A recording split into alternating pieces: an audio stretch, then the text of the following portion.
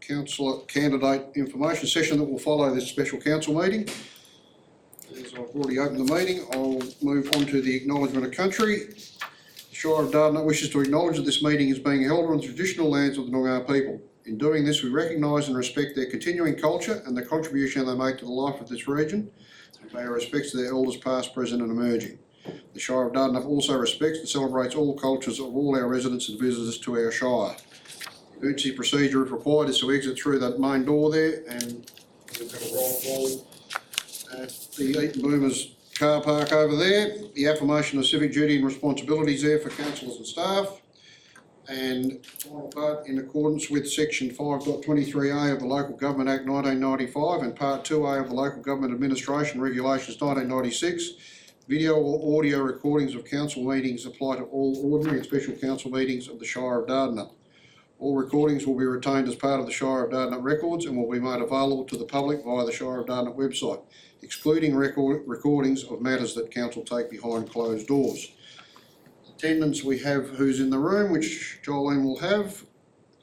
And we have Councillor Lily by Teams. Can you confirm you can hear us, please, Ellen? Yes. Thank you. Yep. No apologies, no leave of absence. Previous meetings are there for those that want to read it. Response to previous public questions taken on notice. Public question time. I do have 2 public questions from Edward. If you'd like to read them, come to the rostrum and you can read. Mr. Chairman, everybody. Hi, I've just got the 2 questions. I've got a frame and a question for each of them. The first question is, most residents never see the real debates that shape council decisions, only the vote. That creates the perception that decisions sail through without serious scrutiny. Can you confirm whether the workshops and agenda forums are recorded and made available online to public without needing a special request? And if not, will you commit to do so? That's the first question. Having to, you want to put them both, fire them both through, Edward, and then we'll... Okay, second question. Officer recommendations carry weight, but councillors are elected to bring independent judgment. Residents deserve to know when that independence is exercised in a meaningful way. In the last 12 months, how many officer recommendations have been rejected or significantly amended? And what was the most recent example? Thanks, Edward. You've addressed the questions to the CEO, so I'll defer to him to answer those questions, please. Thanks, Mr. President. Edward, your second question in particular is slightly different to what you sent through, so I haven't worked out the number, but I can give you some examples. Okay. When you sent through, you asked if it does happen. Just stay there. Yeah. Sorry. When you sent it through, you asked if it does happen and when the last occurred. So I gave a number of options that I can respond to you, but I haven't gone and counted how many times it's happened. So if you want me to take that part on notice, I can do that. As you wish. Come back with that. So just answering sort of both your questions at the same time. Council has a policy, which is policy exec CP088, forums of council, which includes concept forums, agenda forums and workshops. And as per the policy, officers provide councillors with an agenda briefing document the Friday prior to the Wednesday agenda forum briefing session. So that's generally, the agenda briefing is the week before the council meeting. In accordance with the policy, agenda forums shall not be open to the public, and therefore no debate on the items shall be entered into during the agenda forums. There shall be no opportunity for a collective council decision or implied decision that binds the local government. Fundamental to this decision is that any debate shall be held at council meetings so as to ensure the public in attendance at a council meeting can see and hear the decisions and the debate around council decisions. So whilst we do have agenda forums, there's no debate there. At the agenda forums, councillors are encouraged to ask questions of staff and also to provide alternative motions that they may wish to move should they not agree with the officer's recommendation.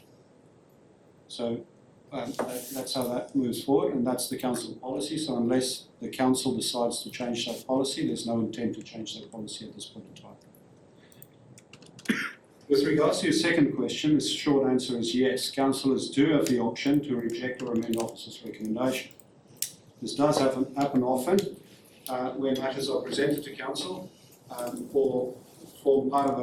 often matters presented to council form part of a range of decisions made prior, like the adoption of the annual budget. For that, we generally start around February, and then we have a range of decisions that council make in endorsing asset management plans, endorsing workforce plans, endorsing long-term financial plans, debt management strategies, rating strategies and the like, which culminates into the adoption of the budget, draft budget at the end of May.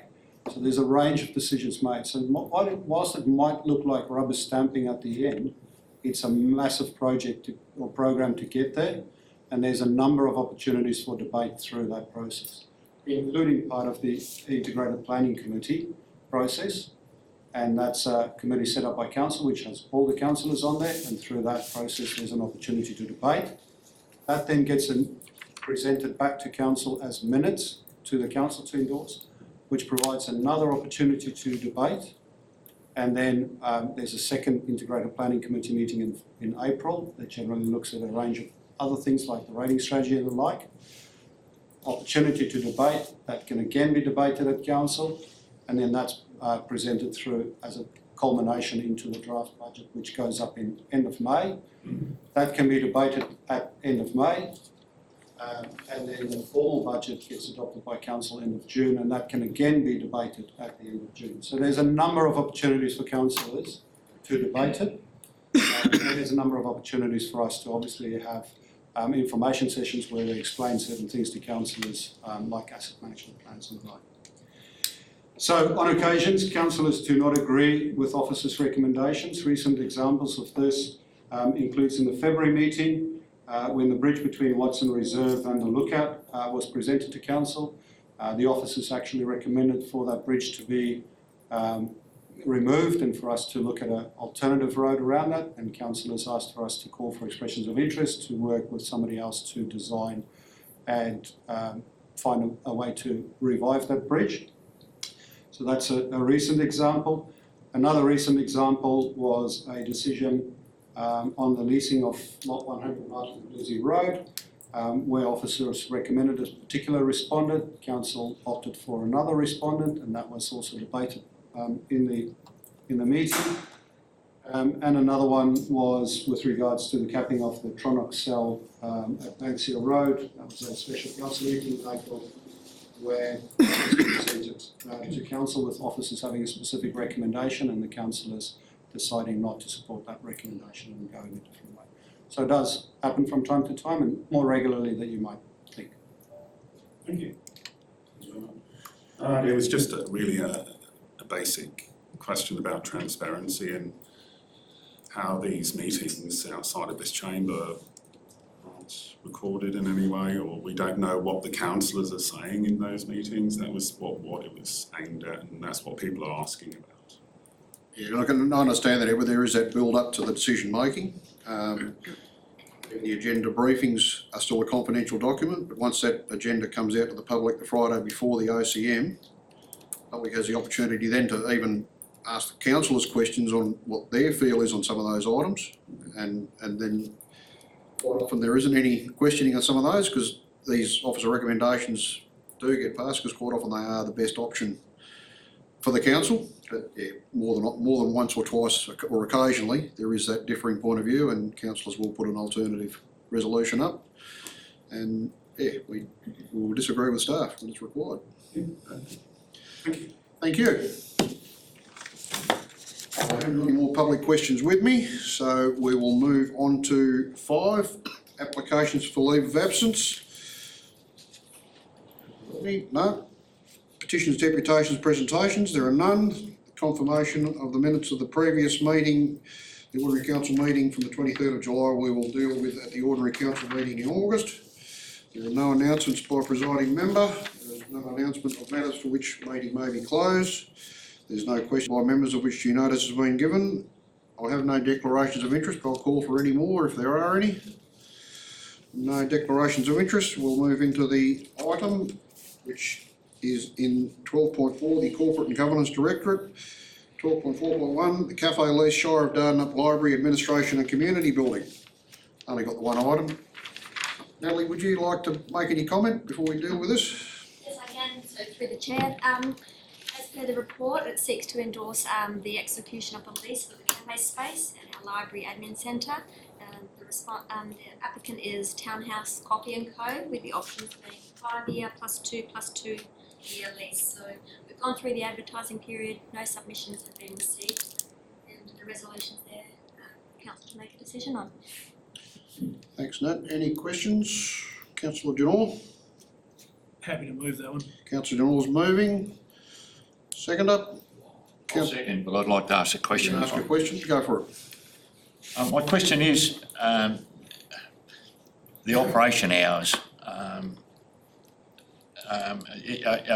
does it work with like a standard business hours, or is there an opportunity to open on Saturdays, Sundays and other hours, you know? Through the chair, there will be an opportunity to open outside of office hours. The space for lease is just that small portion, which is the cafe lease itself. So there wouldn't be the access to the other parts of the building as such, but there is the opportunity as part of when the lease negotiations commence to look at that to maximise the opportunity for Townhouse as well. So that, so if parents and that are over the parks and that over here, footballs and things like that, and if they choose to open it, they can get a drink out the side window or whatever they're selling. Yep, excellent. Thank you. Thanks, Councillor Hutch. Thanks, Nat. Councillor Janor, you wish to lead off? Just one question on this one. So we've been pursuing this option as part of the business plan for the new building here for some time. There's been a few false starts we've had previously with getting a tenant in there. This one with Townhouse, this is the final sign-off, so they're ready to launch. Natalie? It's through the chair, that is correct. So execution of this council resolution will then put forward us to go through the lease negotiation part. Sign off. What's the lead time for them to start business out of that space, estimation?